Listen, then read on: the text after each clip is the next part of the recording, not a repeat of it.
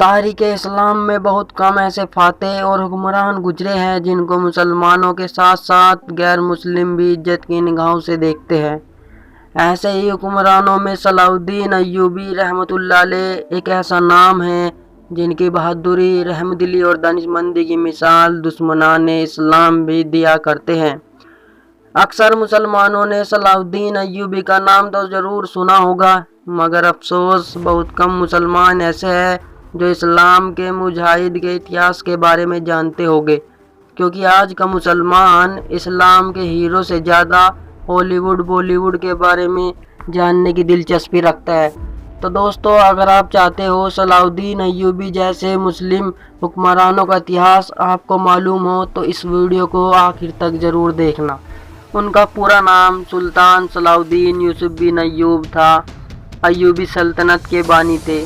وہ نہ صرف تاریخ اسلام بلکہ تاریخ عالم کے مشہور فاتح و حکمرانوں میں سے ایک تھے۔ ان کی پیدائش 1138 میں عراق کے شہر ترکت میں ہوئی۔ سلطان صلاح الدین ایوبی رحمۃ اللہ علیہ کو بہادری، حسن اخلاق، سخاوت کی وجہ سے نہ صرف مسلمان بلکہ عیسائی لوگ بھی عزت کرتے تھے۔ 1187 میں یورپ کے فوجوں کو شکست دے کر بیت المقدس ان سے آزاد کرایا تھا، جس کی وجہ سے انہیں فاتح بیت المقدس بھی کہا جاتا ہے۔ دوستو، نور الدین جنگی وہ حکمران تھے جو بیت المقدس کو فتح کرنے کا بیڑا اٹھایا تھا۔ انہوں نے ایک منبر بھی بنوایا۔ ان کی خواہش تھی کہ بیت المقدس کو فتح کرنے کے بعد وہ منبر اپنے ہاتھوں سے بیت المقدس میں لگاؤں گا، پر اللہ کو یہ منظور نہ تھا۔ فتح سے پہلے ہی ان کی وفات ہو گئی۔ صلاح الدین ایوبی نور الدین جنگی کی فوج میں ایک سپاہی تھا۔ مصر کو جس فوج نے فتح کیا تھا اس فوج میں صلاح الدین ایوبی رحمۃ اللہ علیہ بھی شامل تھے، اور اس فوج کی کمان شیرکو کے ہاتھ میں تھی، جو کہ صلاح الدین ایوبی کے چاچا تھے۔ مصر فتح ہونے کے بعد 1164 کو صلاح الدین ایوبی رحمۃ اللہ علیہ کی بہادری اور تیز ذہنیت کو دیکھتے ہوئے انہیں مصر کا گورنر بنایا گیا۔ نور الدین جنگی کا جب انتقال ہوا، ان کا کوئی لائق اترادھیکاری نہیں تھا، تو انہوں نے اپنی جگہ سلطان صلاح الدین ایوبی رحمۃ اللہ علیہ کو بیٹھا دیا۔ اس وقت آپ کی عمر صرف 21 سے 22 سال تھی۔ سلطان صلاح الدین ایوبی نے بیت المقدس کو فتح کرنا اپنی زندگی کا مقصد بنا رکھا تھا، اور ان کے دل و دماغ میں اسلام کے لیے کچھ کر گزرنے کا جذبہ تھا۔ سلطان رحمۃ اللہ علیہ بڑے بہادر اور فیاض تھے۔ جنگوں کے دوران انہوں نے عیسائیوں کے ساتھ اتنا اچھا سلوک کیا کہ عیسائی لوگ آج بھی ان کی عزت کرتے ہیں۔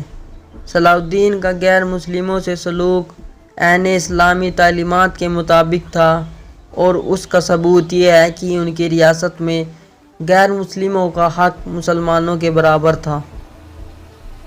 نور الدین جنگی کی طرح سلطان صلاح الدین ایوبی رحمۃ اللہ علیہ کی زندگی بھی بڑی سادگی پر گزری۔ وہ ریشم کے کپڑے نہیں پہنتے تھے اور محل کی جگہ معمولی سے مکان میں رہتے تھے۔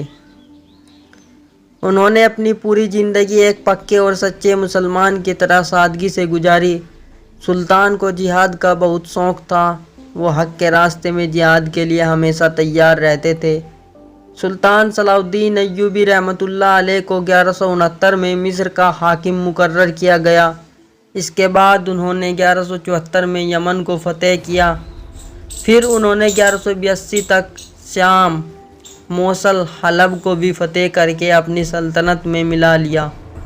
سلطنت میں مصر، شام، یمن، عراق، حجاز اور دیار بکر شامل تھے۔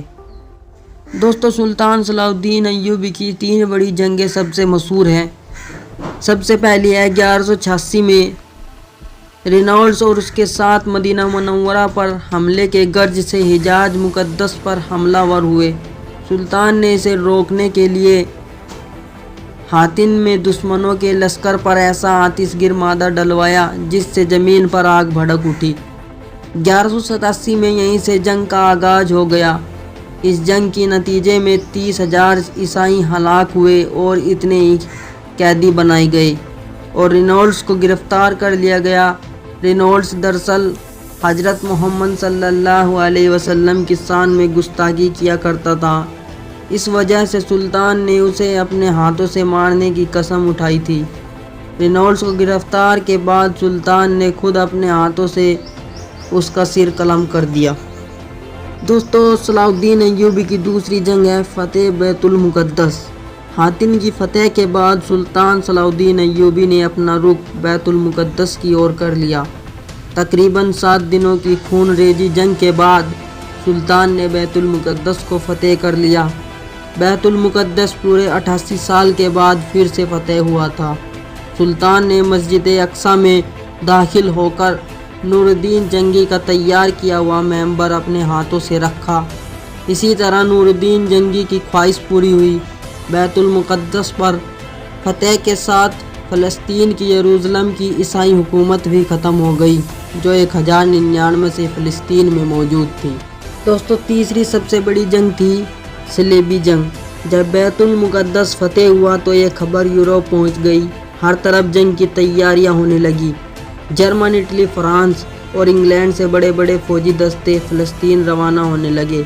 انگلینڈ کا راجہ رچارڈ، جو شیر دل کے نام سے مشہور تھا، اور فرانس کا فلپس اگسطس اور جرمنی کا بادشاہ فریڈرک باربوسا اپنے اپنے فوجی لے کر فلسطین پہنچے۔ ان کی اتحادی فوج کی تعداد 6 لاکھ تھی۔ اس میں سلطان صلاح الدین ایوبی رحمۃ اللہ علیہ سے 11 بار مقابلہ ہوا، پر فتح کسی کی نہیں ہوئی۔ اس وجہ سے دونوں طرف سے صلح کر کے معاہدہ کرنا پڑا۔